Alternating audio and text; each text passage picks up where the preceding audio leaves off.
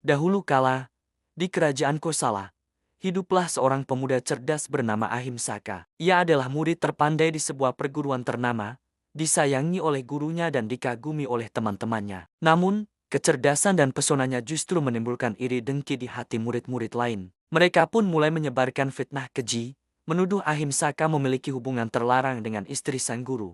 Api cemburu dan amarah yang membara membuat sang guru termakan oleh fitnah itu. Tanpa berpikir panjang, ia merencanakan cara kejam untuk menyingkirkan Ahimsaka. Dengan dalih ujian terakhir, sang guru memerintahkan Ahimsaka untuk membunuh 1.000 orang dan membawa 1.000 jari kelingking sebagai bukti, sebuah tugas yang mustahil dan tidak manusiawi. Ahimsaka, yang begitu patuh dan hormat pada gurunya, merasa bimbang. Namun, rasa baktinya mengalahkan akal sehatnya. Ia pun pergi ke hutan, meninggalkan kehidupannya yang damai, dan memulai jalan kelamnya. Setiap kali ia membunuh seseorang, ia akan memotong jari kelingkingnya dan merangkainya menjadi kalung. Karena kalung jari itulah, ia kemudian dikenal dengan nama Angulimala, yang berarti kalung jari. Hutan yang tadinya tenang kini menjadi tempat yang menakutkan. Desa-desa di sekitarnya hidup dalam ketakutan. Tak ada yang berani melintas, karena teror Angulimala telah menyebar luas. Ia menjadi sosok pembunuh berdarah dingin yang paling ditakuti di seluruh negeri. Hari demi hari,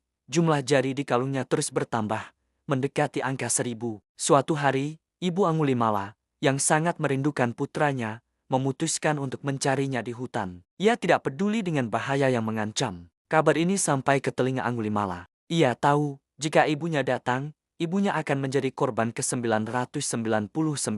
Di tengah dilema antara membunuh ibunya sendiri atau gagal dalam tugasnya, Angulimala berlari menyusuri hutan, berniat menyelesaikan tugasnya. Namun, di saat yang bersamaan, Sang Buddha, dengan welas asihnya, melihat penderitaan Angulimala. Beliau tahu bahwa jika tidak dihentikan, Angulimala akan melakukan dosa yang tak terampuni dengan membunuh ibunya sendiri. Sang Buddha pun berjalan dengan tenang memasuki hutan, tepat di jalur yang akan dilalui Angulimala. Melihat Sang Buddha berjalan sendirian, Angulimala berpikir ini adalah kesempatan emas untuk mendapatkan jari terakhirnya. Ia berteriak, "Berhenti, Pertapa!" Namun Sang Buddha terus berjalan. Angulimala berlari sekuat tenaga. Tetapi anehnya, ia tidak pernah bisa mengejar Sang Buddha yang berjalan dengan langkah biasa. Dengan napas terengah-engah, Angulimala berteriak lagi, "Aku bilang berhenti. Kenapa kau tidak berhenti?" Sang Buddha akhirnya berhenti, menatapnya dengan tatapan penuh kasih, dan berkata dengan lembut, "Angulimala, aku sudah berhenti.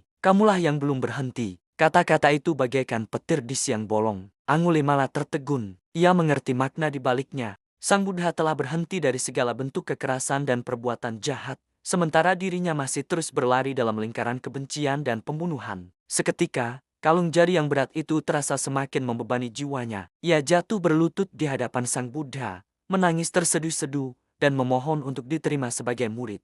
Angulimala membuang senjatanya dan kalung jarinya. Ia mengikuti Sang Buddha, meninggalkan masa lalunya yang kelam. Di vihara, ia belajar dengan tekun, bermeditasi, dan mencoba menebus semua kesalahannya. Perubahannya tidak mudah. Saat ia pergi meminta dana makanan, orang-orang masih melemparinya dengan batu dan caci maki. Luka di tubuhnya menjadi pengingat akan luka yang pernah ia torehkan pada orang lain. Namun, dengan bimbingan Sang Buddha, Angulimala bertahan. Ia menerima semua itu dengan kesabaran. Hatinya yang dulu dipenuhi kebencian, kini dipenuhi dengan cinta kasih dan welas asih.